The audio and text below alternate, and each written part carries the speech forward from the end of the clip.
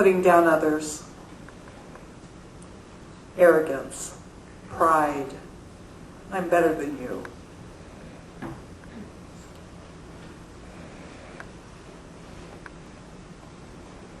Ooh. Not respecting God's name.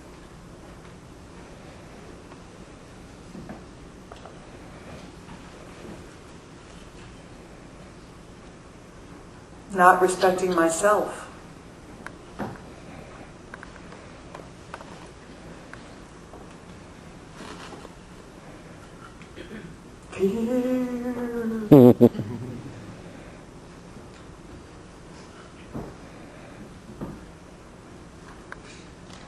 Ooh, that's a scary one. Feeling inferior. God can't use me. I have nothing to offer. You know me. He can't use me. Look. Oh, problems. Family problems. Work problems. Church problems. Problems.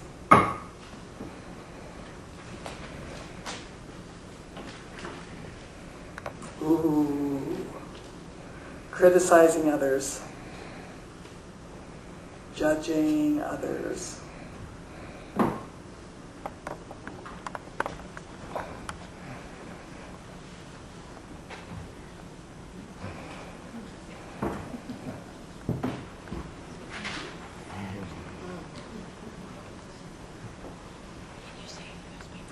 Porn. Lying. But it's just a white lie. It's just a little lie.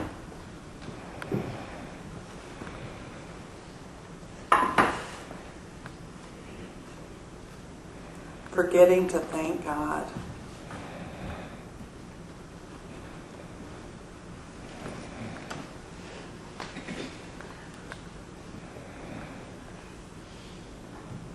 Wasting food.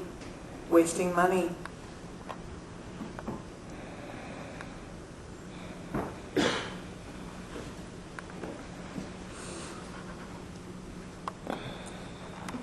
Swearing.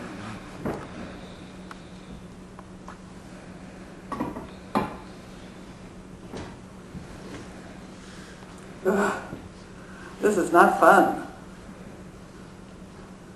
Criticizing myself.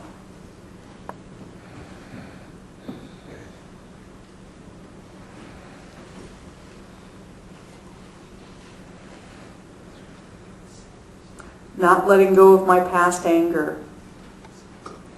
But I feel good when I'm angry.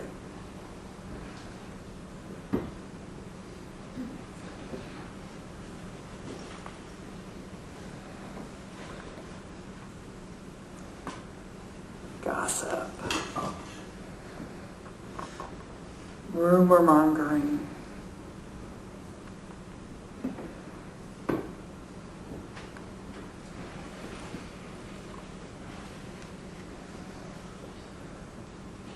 Backstabbing. Well, I'm just telling the truth.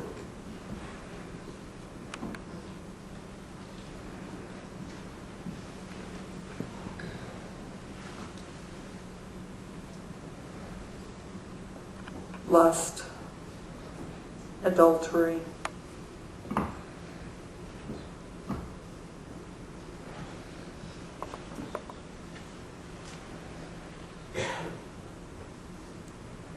Not forgiving. Oh, I'll forgive him, but I'm not going to forget.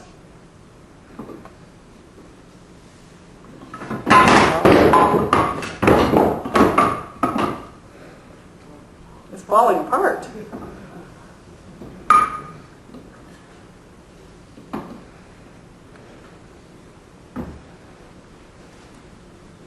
I have a lot of problems.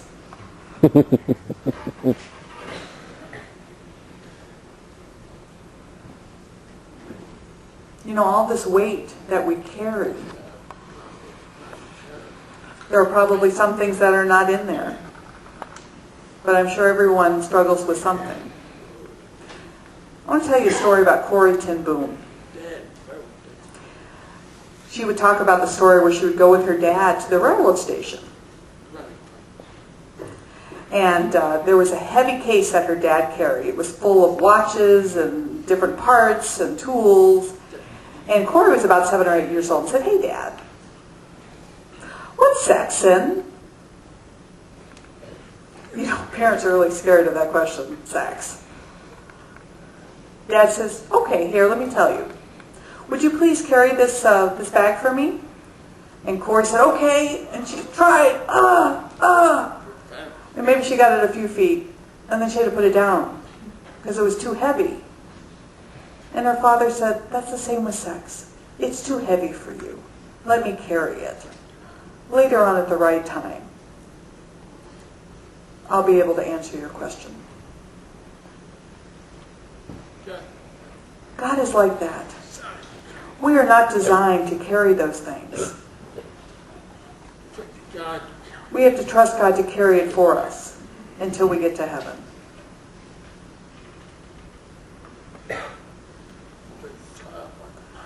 You know, 1 John 1:9 says, if we confess our sins, or our burdens, however you want to call them, He is faithful and just to forgive us our sins and to cleanse us from all unrighteousness.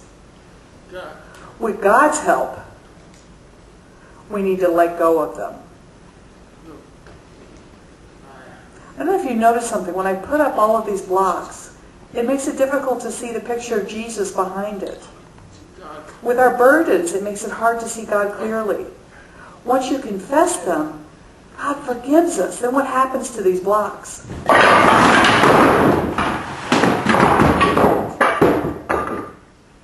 Hey. We see Jesus clearly through His forgiveness. He forgets it. We should do the same.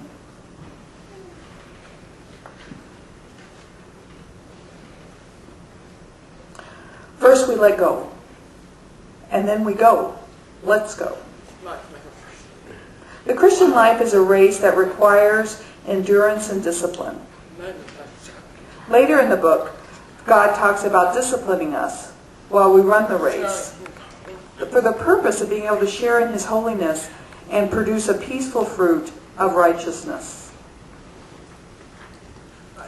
Life isn't like a sprint, a 100-yard dash.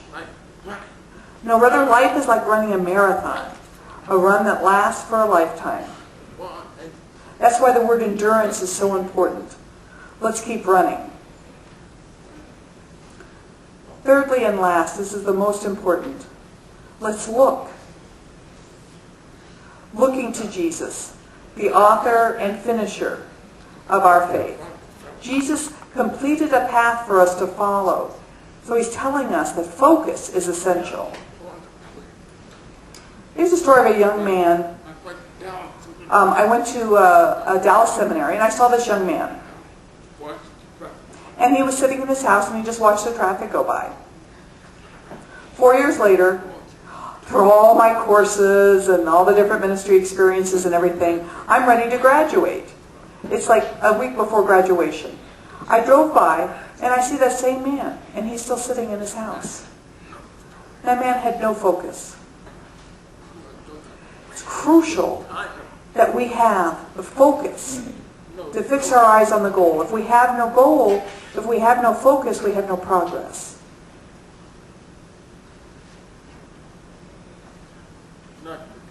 We are not to be distracted by doubts, by urgent things, by attractive worldly things. We are to keep our eyes on Jesus, who established our faith and will finish it for us. No matter what happens to us or to our church, we are to keep our eyes on Jesus. I do have one story, and Julie would like to share an experience that recently happened. So now I invite Julie to come up and share her experience.